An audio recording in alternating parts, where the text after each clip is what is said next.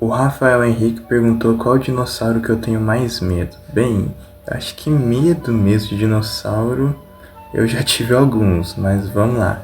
A primeira vez que eu tive medo de um dinossauro foi quando assisti pela primeira vez o Jurassic Park. Eu tinha só 2 anos.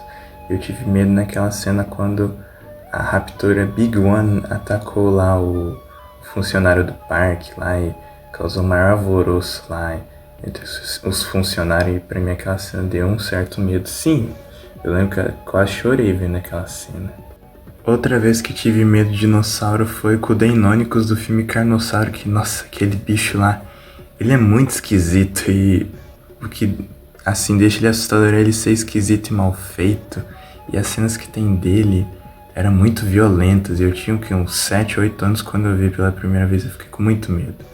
Outra vez também foi com a sequência do Carnossauro, só que nesse filme tem os Velociraptors, que pra mim eles conseguem ser mais assustador que o Deinonychus.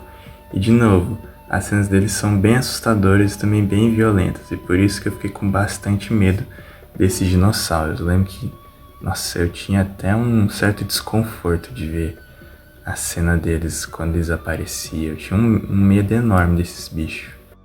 Outro dinossauro que também me fez ter medo quando mais novo foi um dinossauro que ele seria um híbrido de Carnotauro com algum raptor, que é um filme chamado Age of Dinosaurs, ou A Era dos Dinossauros em português.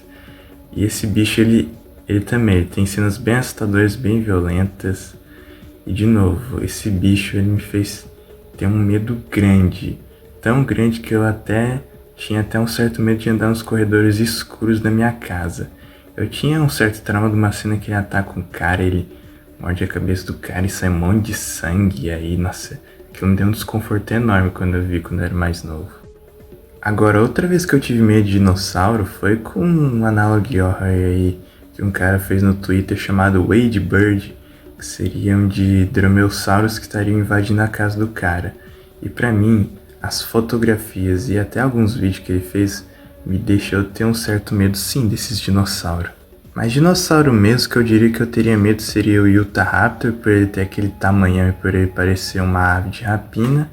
O segundo seria a Phorusrhacos, que seria a ave do terror e que curiosamente ela viveu no Brasil. O que eu acho assustador dela seria o tamanho, por ela ter aquele bico recurvado dela que se ela desse uma bicada em você seria uma pancada feia. E o outro seria o Herrerasaurus ou alguma espécie de Herassaurídeo, como Gnathovorax ou Staurikosauro. Eu acho que eu teria um certo medo de ver esse dinossauro cara a cara.